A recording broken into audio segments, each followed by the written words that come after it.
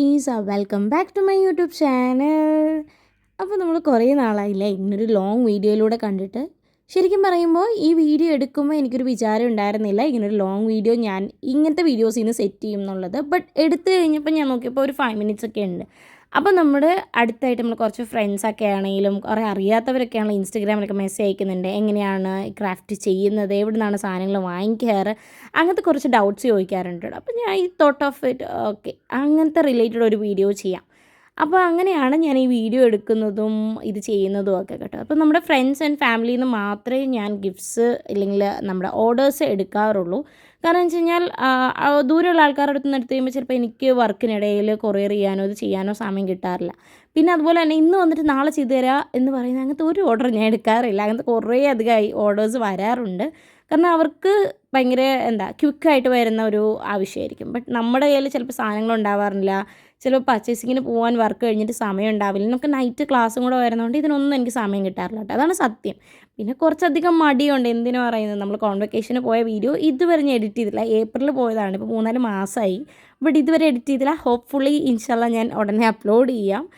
അപ്പോൾ അങ്ങനെ നമ്മൾ ഗിഫ്റ്റ് നമ്മളെന്താണെങ്കിലും ഈ ഓർഡർ കമ്മിറ്റ് ചെയ്തപ്പോൾ എൻ്റെ ഒരു ഫ്രണ്ടിൻ്റെ കസിനാണ്. അപ്പോൾ അവരുടെ ഫസ്റ്റ് വെഡിങ് ആനിവേഴ്സറി ആണ്. കൂടാണ്ട് പുള്ളിക്കാരി പ്രഗ്നൻറ്റുമാണ്. അപ്പോൾ അവർക്കൊരു വളരെ എക്സൈറ്റിംഗ് ആയിട്ടുള്ളൊരു ആനിവേഴ്സറി ആണ് അല്ലേ. അങ്ങനെ എന്നോടൊരു ഗിഫ്റ്റ് ചെയ്യാമോ എന്ന് ചോദിച്ചു. ഡെഫിനറ്റ്ലി ഞാൻ ചെയ്യാമെന്ന് പറഞ്ഞു. കാരണം കുറച്ച് സമയം ഉണ്ടായിരുന്നു. ഏകദേശം ഒരു 2 weeksോളം അവർക്ക് സമയം പറഞ്ഞിട്ടുണ്ടായിരുന്നു. അപ്പോൾ നമുക്ക് ഇഷ്ടംപോലെ സമയമുണ്ടല്ലോ. അങ്ങനെ ഒരു ദിവസം ഞാൻ വർക്കൊക്കെ കഴിഞ്ഞ് നേരെ പോയി ആവശ്യത്തിനുള്ള സാധനങ്ങളൊക്കെ വാങ്ങി. അപ്പോൾ സാധനങ്ങൾ വാങ്ങിക്കുന്നതിന് മുന്നേ ഞാൻ ചോദിച്ചു അവരുടെ എന്താണ് ആവശ്യം, എന്തൊക്കെയാണ് ഇൻക്ലൂഡ് ചെയ്യേണ്ടത്.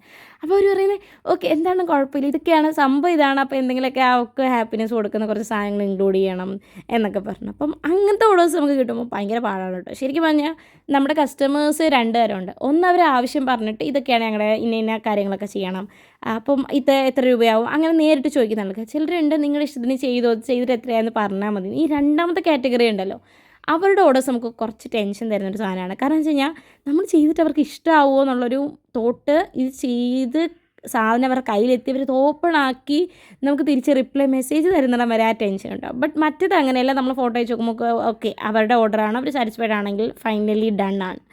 അപ്പോൾ അങ്ങനെ ഒരു ഓർഡറായിരുന്നു ഇത്. എനിവേ നമ്മൾ വൈഫ് പ്രഗ്നൻ്റ് ആയതുകൊണ്ട് തന്നെ നമ്മളൊരു to the gorgeous mommy to be എന്നൊക്കെ പറഞ്ഞിട്ട് ഒരു ചെറിയ പില്ലോ കവർ ഓർഡർ ചെയ്തിട്ടുണ്ടായിരുന്നു.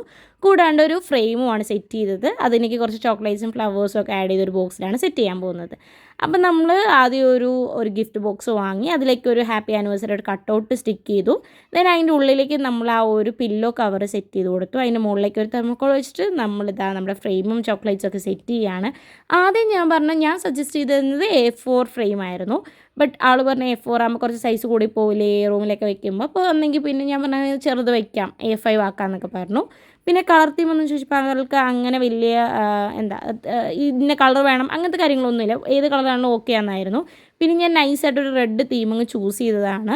അപ്പോൾ ബോക്സിന് സൈഡിൽ ഫ്ലവേഴ്സും ചെറിയ മുട്ടുകളും ഒക്കെ ഞാൻ സെറ്റ് ചെയ്ത് കൊടുത്തിട്ടുണ്ട്. അപ്പോൾ ഇതായിരുന്നു നമ്മുടെ ബോക്സിൻ്റെ ഫൈനൽ ലുക്ക് എന്ന് പറയുന്നത്. അങ്ങനെ ബോക്സൊക്കെ സെറ്റ് ചെയ്ത് കഴിഞ്ഞപ്പോഴത്തേക്കും നമുക്കിനി അടുത്ത ടാസ്ക് എന്ന് പറയുന്നത് ഇത് സേഫായിട്ട് അവരുടെ കയ്യിലെത്തുക എന്നുള്ളതാണ്. അപ്പോൾ കൊറിയർ അയക്കുമ്പോൾ നമ്മൾ ശ്രദ്ധിക്കണം. കാരണം ഏത് കൊറിയർ ആണെങ്കിലും അവർ വലിച്ചെറിഞ്ഞ് എടുത്തെറിയേ ചെയ്യാറുള്ളൂ. അപ്പം നമ്മുടെ പാക്കിങ്ങിലാണ് നെക്സ്റ്റ് ഇതിൻ്റെ സേഫ്റ്റി ഇരിക്കുന്നത്. അപ്പം നമ്മൾ നമ്മൾ ഫോട്ടോ അയക്കുന്നതിലൊന്നുമല്ല, അവരുടെ കയ്യിലത് സേഫായിട്ട് എത്തുന്നു എന്നുള്ളതാണ് അടുത്തൊരു ടാസ്ക്. അതിൻ്റെ കൂടെ ഞാൻ ചെറിയ കാർഡ്സും ഒരു ലെറ്ററൊക്കെ വെച്ചിട്ടുണ്ടായിരുന്നു. അതൊക്കെ എൻ്റെ ഐഡിയയിൽ ചെയ്താണ്. ഇത് കണ്ടില്ലേ, അവരുടെ ഗിബ്ലി ആർട്ടും കൂടെ ചെയ്തിട്ടുള്ള ചെറിയൊരു പോളറോയിഡും സെറ്റ് ചെയ്ത് ക്യൂട്ട് കട്ടൗട്ട്സും കൂടെ അതിൻ്റെ ഉള്ളിലേക്ക് ആഡ് ചെയ്ത് കൊടുക്കുന്നുണ്ട്.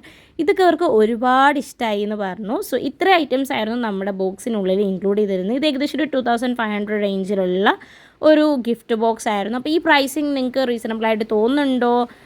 നിങ്ങൾക്ക് ക്രാഫ്റ്റ് ചെയ്യുന്ന ആൾക്കാർ ആരെങ്കിലും ഈ വീഡിയോ കാണുന്നെങ്കിൽ നിങ്ങളുടെ സജഷൻസ് ഒക്കെ ഞാൻ സ്വീകരിക്കുന്നതായിരിക്കും. അപ്പം എന്തെങ്കിലുമൊക്കെ ഉണ്ടെങ്കിൽ നമ്മുടെ കമൻറ്റ് ബോക്സിൽ അറിയിക്കുക. അപ്പം ഞാൻ സാധനങ്ങൾ ഫുൾ എറണാകുളം ബേസ്ഡ് ആയിട്ടുള്ള സ്റ്റോഴ്സിൽ നിന്ന് തന്നെയാണ് വാങ്ങിക്കാറുള്ളത്. ബ്രോഡ്വേസിലാണ് ഞാൻ കൂടുതലും പ്രിഫർ ചെയ്യാറുള്ളത്. ബ്രോഡ്വേയിൽ പോയിട്ട് സാധനങ്ങൾ ബൾക്കായിട്ടാണ് ഞാൻ ഓർഡർ ചെയ്യുന്നത് കേട്ടോ. അപ്പോൾ ഇതൊരു റിബൺ ബോക്സ് ആയിരുന്നു. അപ്പോൾ അതാ ഓപ്പൺ ആക്കുമ്പോൾ ഇതായിരുന്നു അതിൻ്റെ ഫൈനൽ ലുക്ക് എന്ന് പറയുന്നത്.